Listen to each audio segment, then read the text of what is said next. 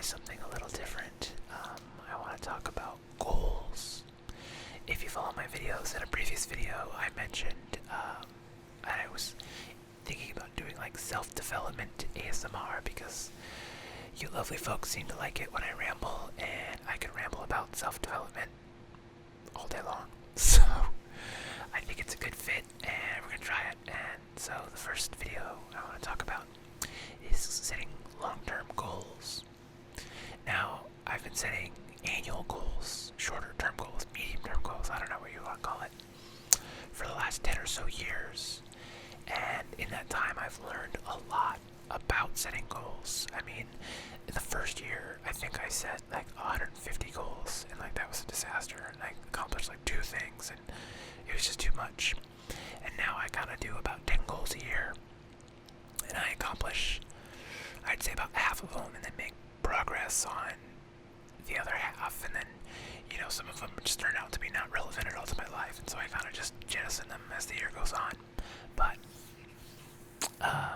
yeah, so for this year I was like, okay, I'm gonna set some long-term goals. You know, I'm 33, and so I was like, okay, let's do some 3-year goals. I think it's a good, 33 3-year goals.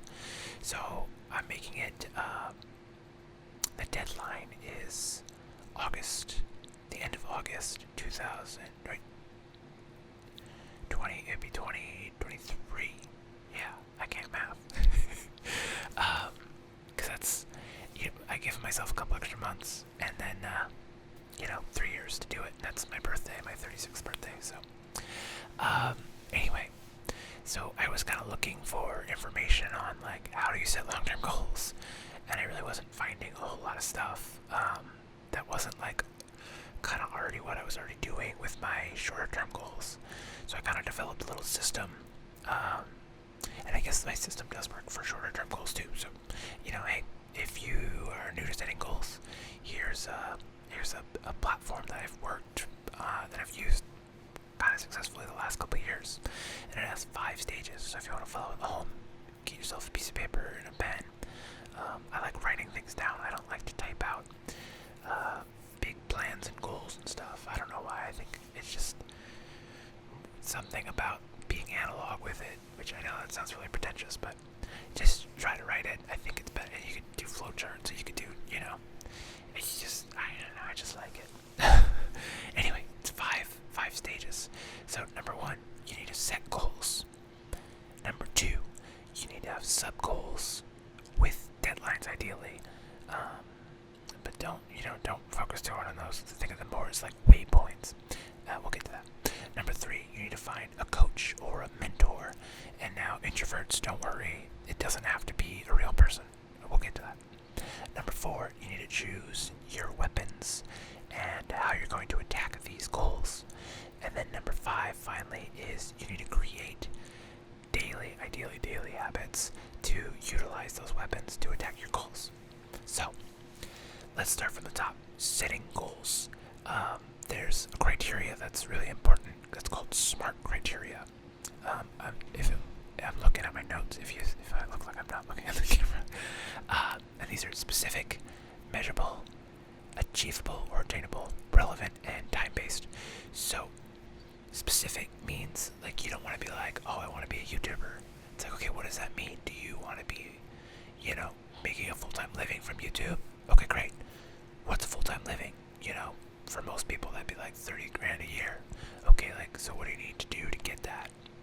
Well, 30 grand a year based off of like what YouTube averages out to pay people, you would need something like 30 million views a year, and then you'd get about $30,000, give or take. It might be lower. It just depends on your niche, but that's a good number to strive for. And if you end up making more, it's gravy, right? Measurable. Again, we're going back. Don't just be like, yeah, I want to be a YouTuber, because it's like, great, you can start an account, and congratulations, you're a YouTuber. Like, it doesn't take much. But if you want to be doing it for a living, you need to kind of define what's that goal, what's that end point, where, and you can't say like, well, what will it take to make me happy? That's a number you can't say. But if you think you'd be happy making YouTube videos all day long, then, again, $30,000 a year. If you live in a low cost of living area, you have roommates, that should, be fine for most people to, make it through. You're not going to be rich, you're going to be on the lower end of the scale, but like you'll be doing okay. You'll have an apartment or whatever. So anyway, achievable. So again, this is something you don't want to be like, I'm going to be the next Casey Neistat, because you're like, okay, I mean, all the power to you, but like that's maybe not the most achievable thing. Like that guy has, even before he got on YouTube, had years of experience.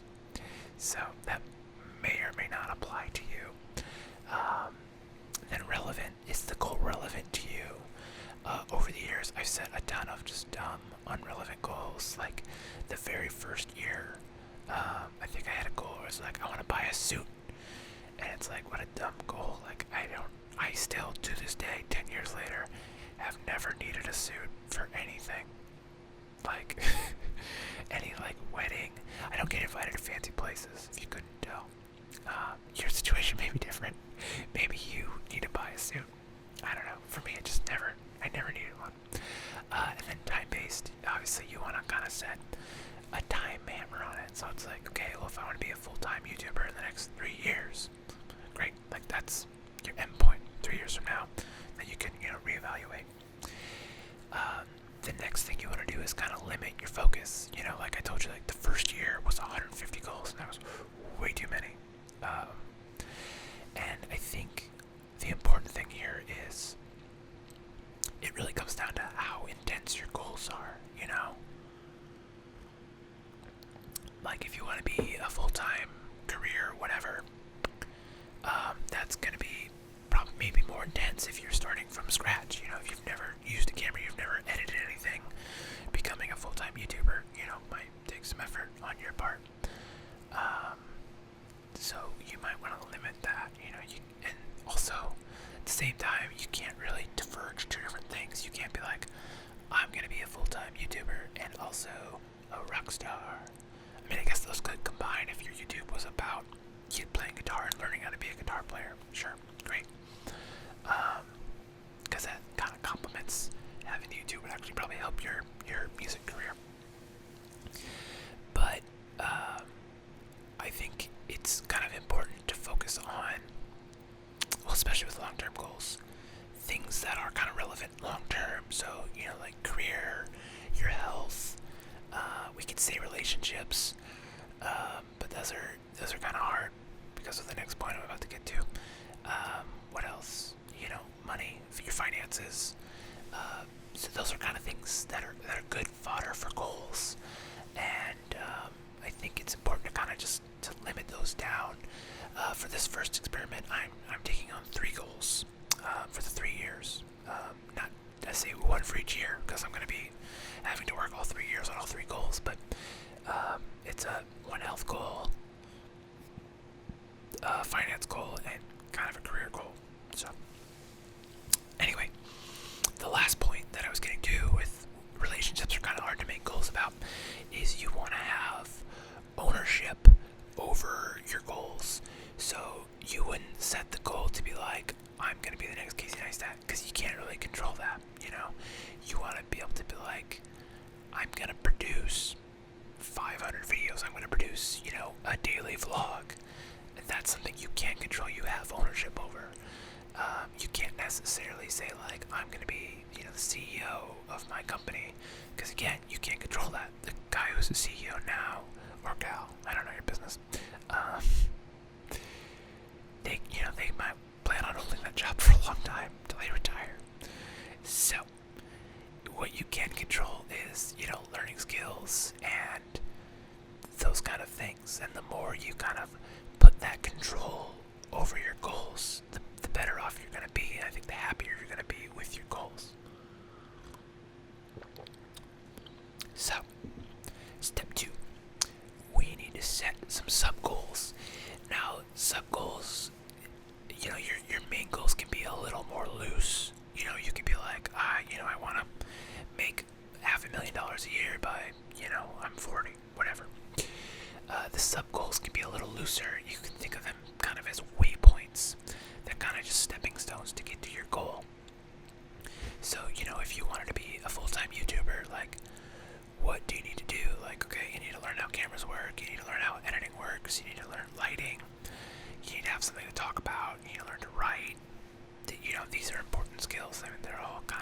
smaller stepping stones, but like the first step would be to like get 1,000 subscribers and 4,000 hours of watch time so you can join the partner program.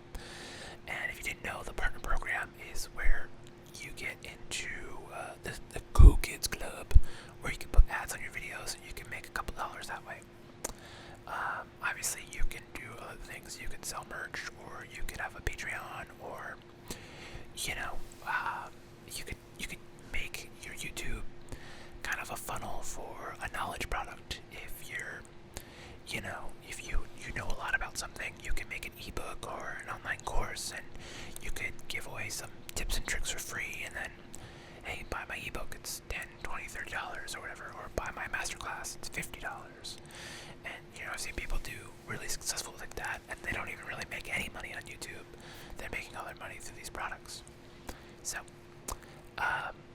one thing that can help with that, finding the sub goals can be kind of tricky.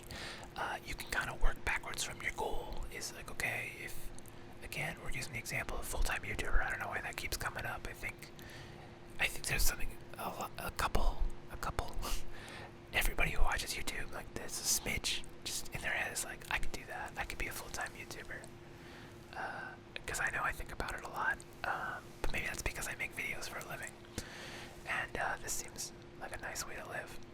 But anyway, let's get it. So you'd be like, okay, I want to be a full-time YouTuber, like, okay, well, we said $30,000, that's our goal. It's like, okay, how many subscribers do I need? How many videos a month do I need to make?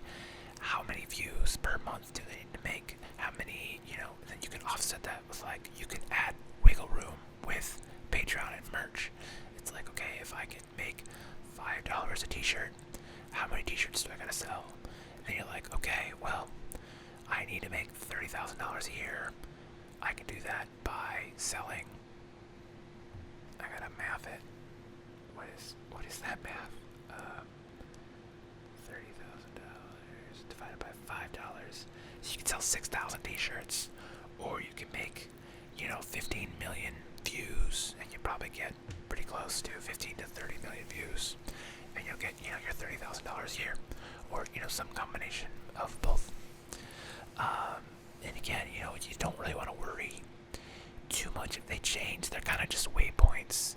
And so, like, if your goal is to be a full-time YouTuber, you may be like, okay, I'm gonna be I need to make 30 million views.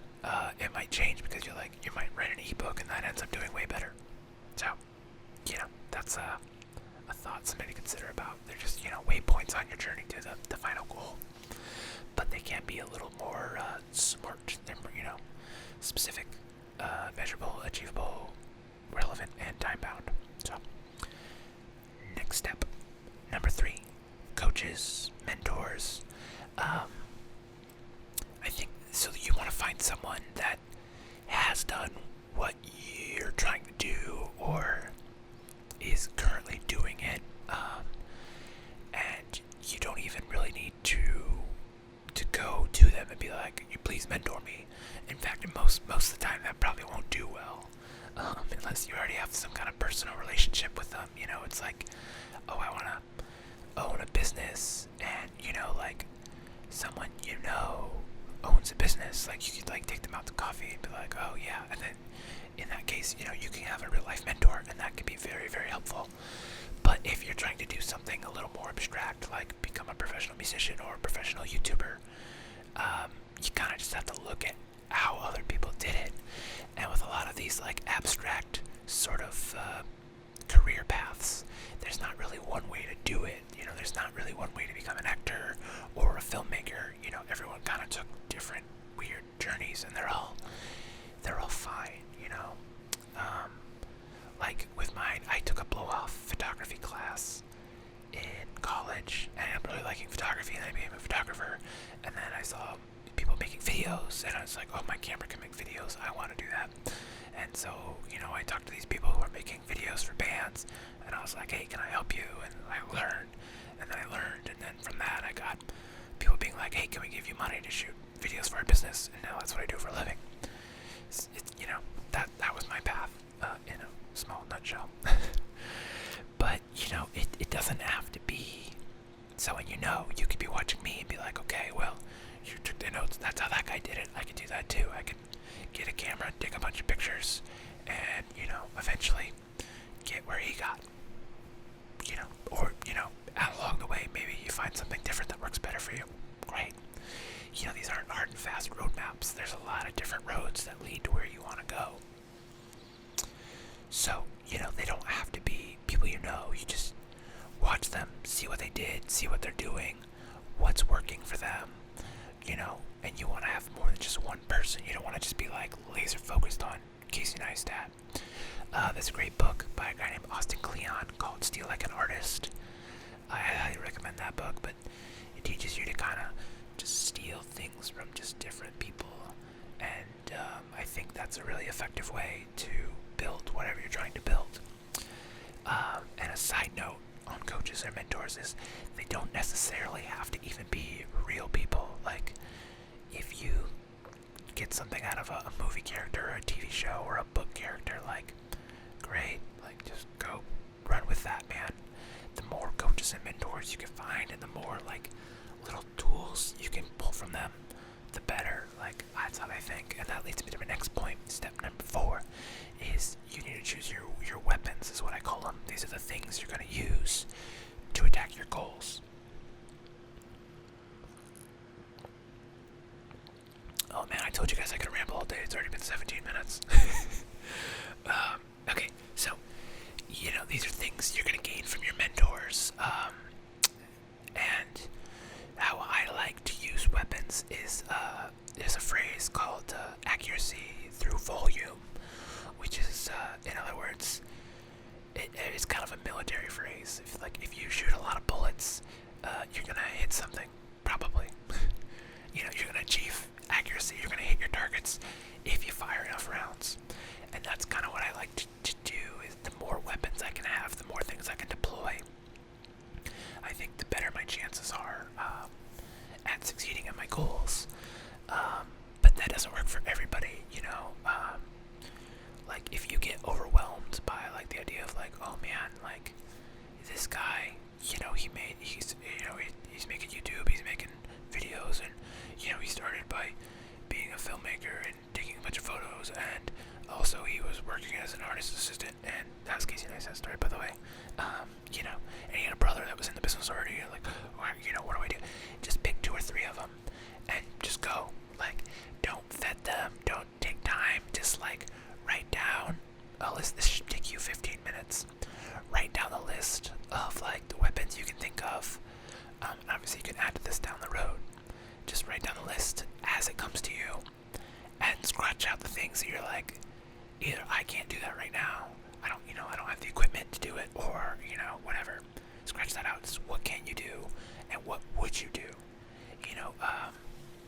There's a quote from a self-development guy named Jordan Peterson, which a lot of people don't like for reasons, but we don't have to get to them here. And he says, ask yourself every day, what would I do that I could do that would help, move the needle just a tiny bit. And I think that's really important. It's like, okay, that's what could you do that you would do. And it's like, okay, if you want to be a YouTuber or a filmmaker, I can give you a lot of help with that. That's why I keep coming back to this example. Like, you have a cell phone, great. Like, there's your camera. You can make vlogs. This is what I tell people who tell me, like, oh, I want to be a filmmaker, I want to be a YouTuber. I'm like, okay, the number one thing you should do is make a vlog and just use your cell phone. Like, don't get out of fancy cameras. Just use your cell phone and just try to film your day, like, as cinematically as possible. Then get home and edit that. Like, there's even editing apps on the cell phone. You can edit it on the phone. Just insane to me. 10 years ago that was never a thing. The phones 10 years ago, I don't even know if they had video. If they did, it was terrible. But you can make a decent product with just a phone now. But that's beside the point. I know you're thinking, like, oh, my life's not that interesting. Like, great, like, shoot it so it is interesting, A. But then B, you don't have to show anybody. It's just practice. It's shooting things. You can try to make your life as interesting as possible, because that's just real boots on the ground training for what's going to happen if you want to be, a professional filmmaker. You want to make videos for a living. You're going to be dropped into places that are very boring and you're gonna have to sell it. So if you can get that skill going, great. Daily vlog, learn how to edit, you learn how to shoot things, and I can give you all kinds of tips about that. I can do an ASMR film school if you guys find that interesting. Leave a comment down below, and maybe I'll put that in the hopper. Anyway, so yeah, pick 2 or 3 things and just go for it. You can change them later. And I think, again, no matter which way you go, if you want to be like focused on 2 or 3 things, or if you want to try as much as possible, it's good to just rotate and try new things every now and then. And you'll find your favorites and what works for you and what you have success with. But don't get too hung up on 1 or 2 things, because who knows? You might try this weird third thing that you're like, oh, I don't know, and then that might end up being the thing that breaks the dam and gets you going. Yeah. And also, I get bored a lot. That's why I like having a lot of different weapons and rotating them, is because I just get bored. I start like a new YouTube channel like every 6 months, it seems like. Like this channel and my white noise channel are the only 2 that I've had for like a long time. Which is, by the way, the only ones that are like any successful.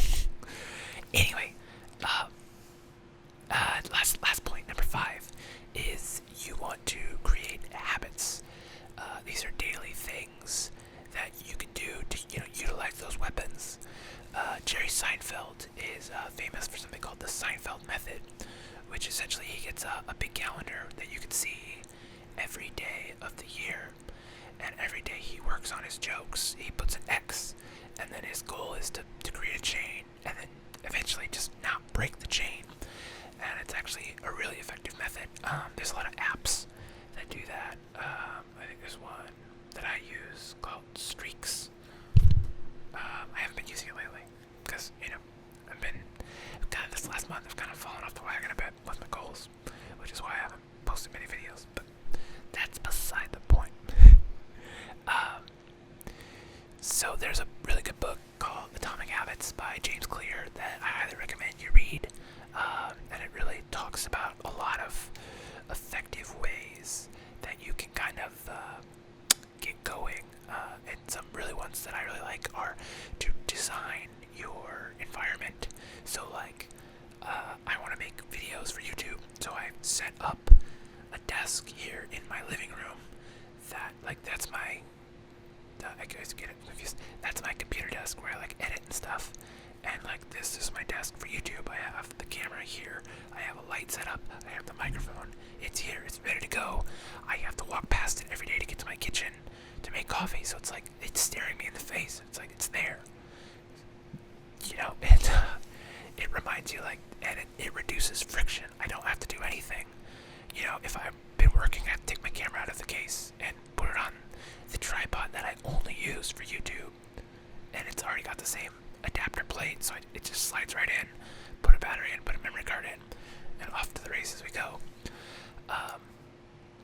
So yeah, setting up your environment, if you want to lose weight, throw out all the junk food in your fridge. If it's not there, it's harder to get. Reduce friction. If it takes you effort to get junk food, you're not going to be eating as much. Another thing I like of his is called habit stacking. If there's something you already do every day, then add the habit that you want to on top of that. So let's say, like, okay, you make coffee every day, then and you want to meditate more. While you're making coffee, you meditate, or while you're making coffee, you stretch, or do push-ups, or sit-ups, or jog in place, whatever it is. You just take, like, I brush my teeth every day. Like, after I brush my teeth, I'm going to, text one friend and, like, send them some positive vibes. That's how you can keep relationships going and your network going. And I just hit the microphone, but that's okay. We're 25 minutes in, so you're probably already relaxed by my nonsense. And there's 2 other things that I really like, besides those 2 tips from James Clear. One is called inversion, which is where you just take the worst possible thing you could do and don't do that. That's it. And as long as you're doing that, a lot of the time you're doing pretty good. So if you're trying to lose weight and it's like, well, what's the worst thing you could do? Like, eat sugar. Like, just don't eat sugar. Don't eat Oreos. Don't get regular soda. Excuse me. And if you're trying to be good at guitar, like what's the worst thing you do? Like not play guitar. Like okay, don't do that. Play guitar every day. Which brings me to my last point. Anything worth doing is worth half-assing. It's worth phoning it in, even if if you have trouble brushing your teeth, for example. If you brush your teeth for like 10 seconds, that's better than if you didn't do it at all. If you pick up 5 pieces of trash off your floor or 5 pieces of clothes off your floor, it's better than if you did nothing. Like, think of things like that. Don't think of everything in black and white. Think of it as a needle. And the more you push the needle, the more you're getting to your goals, and it's like, okay, like, oh, I don't feel like working out today, like, just go to the gym and stretch, like, and walk on the treadmill for 5 minutes and then go home, like, set just the daily minimum, and then do that. So, that's the 5 things. You set goals, sub-goals with deadlines, find coaches, choose your weapons, then create habits. Doing the thing. No one's told me if they like this or not yet. Keep doing it. So, I said earlier in the video, I have 3 goals that I'm going after in the next 3 years, and I'll share this with you and kind of give you an example. I kind of did the filmmaker example throughout the video, but I think people like these rambling videos. The longer they are, the more you listen, or something. I don't know. I don't understand how it works. I'm just doing it. So my 3 goals. I want to disaster-proof my finances. I want to buy a house. And the 3rd goal, which I'm not totally sure if it's actually achievable, which is kind of bad, I know. So I was diagnosed with type 2 diabetes a little bit ago, a couple months ago. And I've done some reading that says, like, this can be put into remission of sorts. So my 3-year goal is to go for that. Anyway, so number 1, disaster-proof my finances. What that means is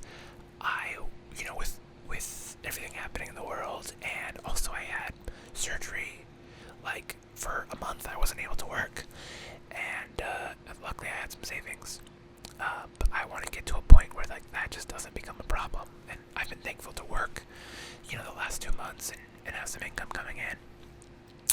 But what that essentially means is I want to have, like, low debt, like, only good debt, like house payments, like a mortgage, and not have consumer debt, which is credit card debt, or medical bills, which I'm still paying off. I want to have liquid savings, which my savings right now is not liquid at all. It's all in the stock market, which isn't the smartest thing because all my stocks took a huge dip right in March. And I want to, have 3 to 6 months, let's say. And then I want to have client-free income, which essentially means like a YouTube stream of income. Like if I could actually be making, $30,000 would be amazing, but that's not totally necessary because I have plenty of clients. That's how I make most of my money. But if I can get supplementation, a couple $100 a month, that'd be amazing, and that would go a long way towards disaster-proofing my finances. And that if something happened again where, like, I need another surgery or I couldn't work for a month for some reason, any kind of tragedy, that I would be able to weather the storm without that added stress of finances on top of everything else that's going on. So, for mentors, there's a couple good people. This guy named Ramit Sethi, I think is his name, CT. He wrote a book called I Will Teach You to Be Rich. The title's kind of dumb. Even he admits that, but the information it's very good. He talks a lot about, cutting stuff you don't like and splurging more on things you do like, which is like, it's finally like financial information that isn't just like, don't buy coffee. Because he's like, if you like coffee, buy coffee. But if you don't care about your car, then drive a crappy car. Like, yeah, that makes sense. And there's a guy, a YouTuber named Matt D'Avella, and he talks a lot about minimalism. So I've kind of been working on, what do I really need to be happy? And I know I have way too much stuff. Like you can see in my bookshelf, is just covered with books, and that's like just the books I have. Like I have like another 100 Audible books and like 50 Kindle books. So I read a lot of books. And then there's another guy named Dave Ramsey, who's he does a lot of financial advice. He's a good guy. So as far as like weapons for that goal, Dave Ramsey has something called the snowball method, where he recommends paying off debt, starting with the debt that has the smallest balance, and then you just roll those minimum payments into the bigger and bigger until you're all paid off. And I used that once to actually pay off almost all my debt, and then I kind of had a bad time, it's depression a couple years back, and got back in the debt hole. So I'm trying to get out of that again. Another thing I learned is something called a spending log, kind of like a food diary. You just write down all the money you spend, and then it's like the food diary. You look at it and you're like, oh man, I've been spending not very smart. Gotta change that. It's like the things that get tracked get changed. And then also, kind of on that same note, there's a guy named Gary Gary Vaynerchuk. You might know him. He's a big entrepreneur guy, and he always talks about building audiences. And so he's got a lot of tactical weapons for growing your audience, growing your channels. And once you have an audience, you can make money through ads, or you can do affiliate links, or you can sell merch. Having an audience is worth something, and that would go towards my client-free income idea. So for habits, we'll be creating content so people like you can watch stuff like this, expanding my network to get more jobs, learn new skills that makes me more employable, doing monthly deposits and snowball method attacks at my debt. Yeah, so that's the habits. Goal number 2. I want to buy a house, which pretty much everything kind of goes back with that last goal.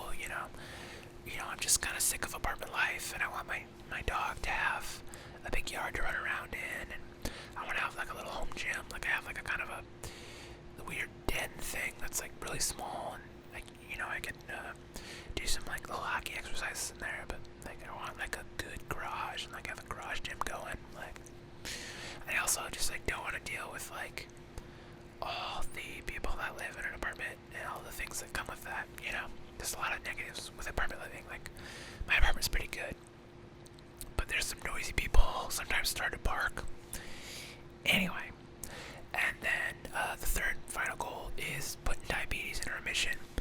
So for that, that's like a lot more nebulous. And it's kind of like, well, how do you do that? It's like, okay, well, you gotta get your blood sugar under control, which requires getting your diet under control, which requires like learning what foods affect you and how bad, and like what foods can you eat, and it's like different for everybody. And then it's like overcoming your insulin resistance, which is essentially what diabetes is your body's just kind of, it's not immune to insulin, it's just resistant to it. And so if you don't know, I'll give you the quick version is that when you eat food, your body turns it into glucose or blood sugar, and insulin's job is to move that to the cells where it's either used as energy or turned into fat stores. When you have diabetes, your body is resistant. Your cells don't want to tell the insulin like not good, and so what happens is your body makes more insulin to like tell it like no, you're taking this, and over time that kind of leads to a downward cycle into insulin resistance, and you need more and more insulin, which in itself is kind of a problem, but it leads to high blood sugar, which causes complications, and high insulin, which causes complications. So you got two types of complications going, and then all that production of insulin, eventually your body just gives out. It's like, I can't make insulin anymore, and so now you have the insulin resistance, and you need like additional insulin that you have to inject.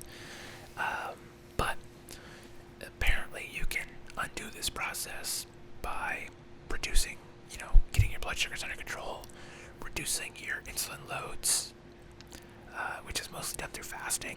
There's a good book called The Diabetes Code by Dr. Jason Fung, if you're interested in learning about the diabetes and how to reverse it. Anyway, mentors. There's a guy named Dr. Richard Bernstein who wrote The Diabetes Solution. It's a really good book. If you get diabetes, you have diabetes, you know someone with diabetes, this book answers every question you could possibly have, type 1 or type 2. It's thick, but it's good, and every question answers. And then The Diabetes Code by Dr. Jason Fung. So So those are two mentors there, and then also like some exercise mentors because like diabetes is mostly a dietary disease, but you can kind of fix things with exercise.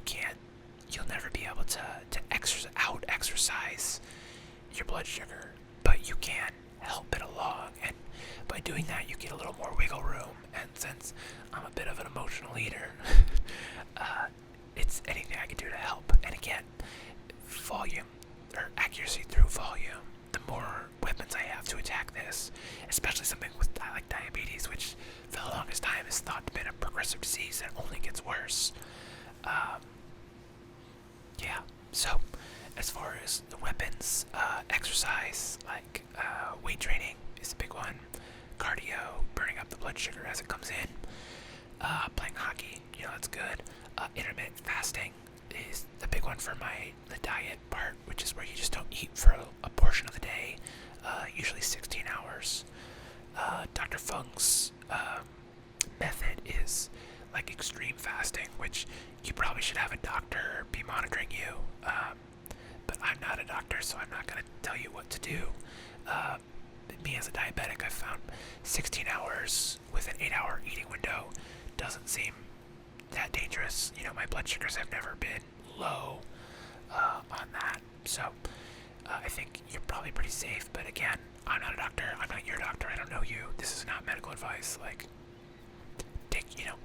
monitor that blood sugar if you're going to try fasting, and tell people that what you're doing so that they can help you if something gets bad. But I digress. So that's one. I've also starting a new diet called Lean Gains. I haven't started it yet, but I'm still kind of researching about it. But it's basically intermittent fasting with high protein, and it's kind of how a lot of athletes and bodybuilders can kind of bulk up either maintain their muscle mass while losing fat, or slowly bulk up without doing a bulking phase, which wouldn't be good for diabetics. But having that lean muscle mass is very helpful for it absorbs a lot of the blood glucose and it reduces your insulin loads. So those are the weapons. Habits, obviously moving more, going on longer walks with my dog, eating better, which is something I've kind of been up and down with, monitoring my blood glucose so I know, where I'm at, taking supplements. Some of them are helping. Some of it's accuracy through volume. I'm looking at my counter right now, and I think there's 1, 2, 3, 4, 5, 6. So there's 6 supplements in addition to the medication I'm taking, which I'm just taking metformin. And it's like, do any of them work? I don't know, but we're trying it. And my blood sugars are down from when I got diagnosed, so something's working. I'm gonna keep on that path and keep trying things. So yeah, that's it. That's the anticlimactic ending. It's 40 minutes of me rambling about goals and my long-term goals, and you can use that framework for your short-term goals too, for your annual goals. Yeah. So yeah, if you found that helpful, you can push the little like button, subscribe if you haven't, obviously, and if you want to drop a comment down below about your goals, or if you want to just chat about goals, I am here for that all day. I will talk about goals and productivity, obviously for 40 minutes with 1 page of notes, and I'll just ramble about it. Like, you'll have to tell me to shut up, because you won't be able to get me to shut up. So, if you watch this far, I don't know why you would, because I'm amazing, right? No, I'm not that good. If you watched this far, thank you so much. If you didn't fall asleep, congratulations. If you did fall asleep, double congratulations. That's probably why you watch this channel. Yeah, so until next time, thanks for watching.